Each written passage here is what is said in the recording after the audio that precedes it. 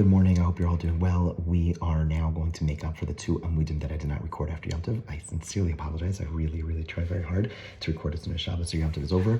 Obviously this year that did not work. This Yom Tov did not work, but we are now going to make up for it. So if you've been following along and coming to share, you're here at Shir or on Shmei Atzeres and Simchas Torah, this is not for you.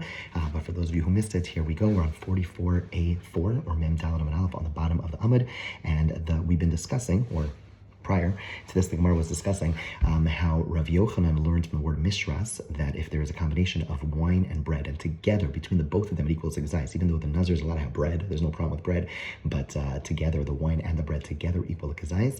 The combination principle, tziruf, is learned from the word mishras, which literally means infused. We learn from there that if there's, let's say, a half a kazayas of wine and half a kazayas of bread, they are mitzaref, they join together to make it completely aser, as if a person had a kazayas of wine. So I asked the Gemara, by mishras b'chud asa, is it so that the word mishras actually teaches me teaches me this? Having by lichem time, it's needed for another thing. Mishras, we learn another thing. We learn something else from the word mishras. The Brisa says mishras teaches me what? Litin tam or teach me that the flavor is equivalent to the thing itself. Meaning, shimshar navim b'mayim, if the nazir went ahead and soaked grapes in water, and the water now has a taste of wine, okay, put grapes in the water, take the grapes out after a while, and the water tastes like grapes, chayiv, you're going to be liable. From here you learn from the entire Torah, extrapolate the entire Torah, that's tam k'ikr, that the flavor is like the thing itself.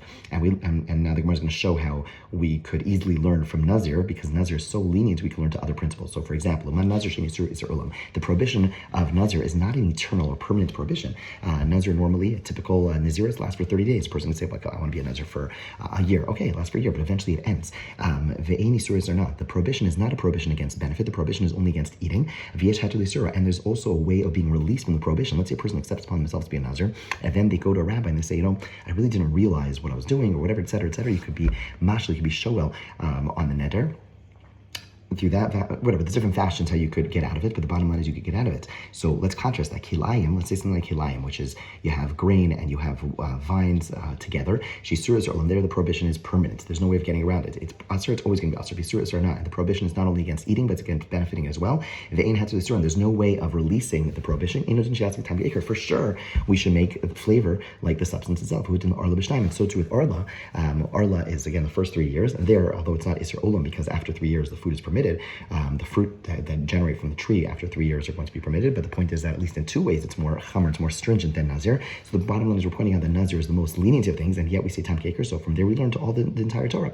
So again, the Gemara is asking Rav Yochanan, you told me Mishras teaches me the combination principle. However, this Brisa teaches me, and a Brisa again precedes Rav Yochanan. Rav Yochanan's an Amora, a Brisa is Tanaic, and it teaches me that's tam keker. So the Gemara says, Hamani, who is the view found in this Brisa? Rabbanan, he is the view of the rabbis. Rav Yochanan Amar Kiva, Rav Yochanan, who said that Mishras teaches me the combination principle, he learns like Rabbi Kiva. Ask the Gemara, hey Rabbi Kiva, where do you see that Rabbi Kiva holds of this concept of Mishras, meaning that he learns by Nazir, there's this combination principle. So Elam Rabbi Kiva, the rest if you want to say it's Rabbi Kiva from the following Mishnah, it's not, it was taught in a Mishnah, not Rabbi Kiva Omer. Nazir Sharpita B'yayin, and Nazir who soaks his bread in wine. V'yeshbo l'tzaref k'dei kazayis.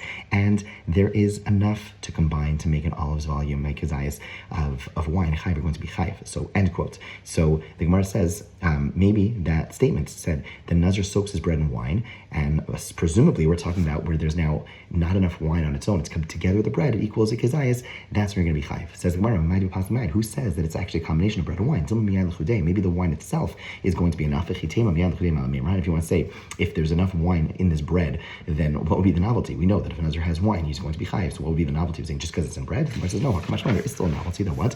Even though it's a mixture, even though the wine is mixed into the bread, you're going to be chayv. Whereas had you just had the psukim, the regular psukim by Nazir, you would just say it has to be a cup of wine. You have to bring the wine on its own. But now it's in the bread. Maybe you would not think you're chayv. But maybe again, this Mishnah is still talking about a case where it's only there's still within the wine itself. There's still kazayis worth. So Gemara says, "Ela Rabbi Kiva the Brisa." Rather, so that can't be the source. We're going to another source. This Brisa is like this. Rabbi Kiva Omer at the time. Rabbi Kiva Omer Nazir sharpita b'yayin, and Nazir soaks his bread in wine. Va'achal kazayis mipas umiyayin, and ate an olive's worth of both bread and wine. This kazayis made up of both bread and wine. So here explicitly he holds that there is this combination is chayv, you're going to be liable. Okay, now the Gemara says, wait a second. Okay, so we've now established that Rabbi Yochanan is going like Rabbi Kiva, but now Rabbi Kiva, tam ki iker minale. If the rabbis learned from the word mishras, teach me tam ki iker, that flavors like the thing itself, where does Rabbi Kiva learn that concept? That concept is finds itself throughout halacha. So Yalav Bas B'chalav, he learns it from meat and milk being cooked together. Lav time ba'amahu v'aser. Hachinam lo shnas. So you cook a kid in the milk, right? And then you finish cooking, you take the meat out, right? Shake it off, okay? It's still gonna be usher to eat, even though you don't see any milk in there. Why? Because the flavor of the milk is there. Tam keker. So we're gonna learn from Bas B'chalav to everywhere else. The Gemara says, V'Rabbanan, why do the rabbis do that? It's a great source. The Gemara says, Bas B'chalav Gamin and Chiddush. We can learn from meat and milk because it's a novelty. My Chiddush, what's the novelty? We want to say the novelty is the fact that milk on its own is permitted. Why? Milk on its own is permitted. Meat on its own is permitted. Only when they come together, it becomes aser. That's novel. Kilaim nabi. We have that concept in other halachos. For example, kilaim. Shari. You have grain on its own is permitted. Vines on its own permitted. Aser together is forbidden. So again, what's the novelty? You could soak the meat in milk for an entire day. It's permitted, but if you cook it, then it's going to be forbidden. That's novel. That doesn't really make so much sense, and you can't therefore extrapolate from there to anyone else. The Gemara now turns back to Rabbi Kiva. So the rabbis are right.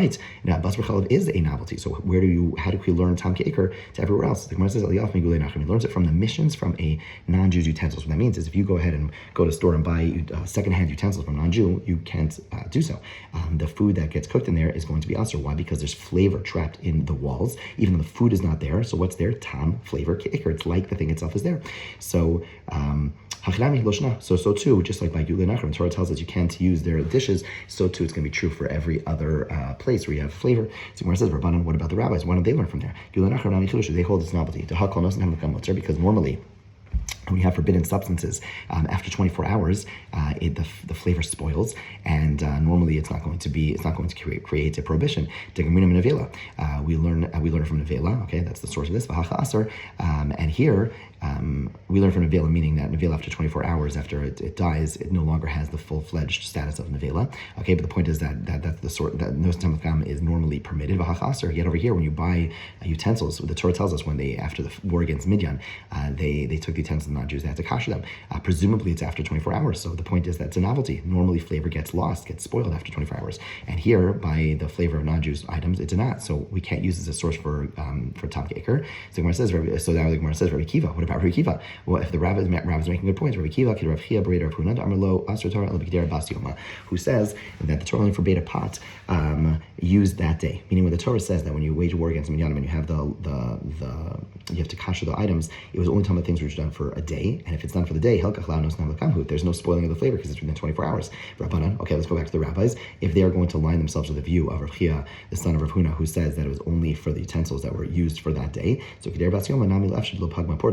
even if it's a pot that's used that day, there's going to be some lessening, some spoiling of the flavor. Meaning, when we say no some time lefkam, we say the spoiling. We say after 24 hours, the flavor in the item gets spoiled. So what does that mean? Does it mean after 23 hours and 59 minutes, at that moment, all of a sudden it gets spoiled? No, presumably it's progressively getting spoiled. It's just after 24 hours, it's fully spoiled. The rabbis are saying, by definition, whenever you have something stuck in the flavor stuck in utensil, it's spoiling already. It's progressively getting spoiled. And if we're listening novel about this whole halacha. Okay, fine. Let's stop over here. We're going to now pick up on the next one in a second.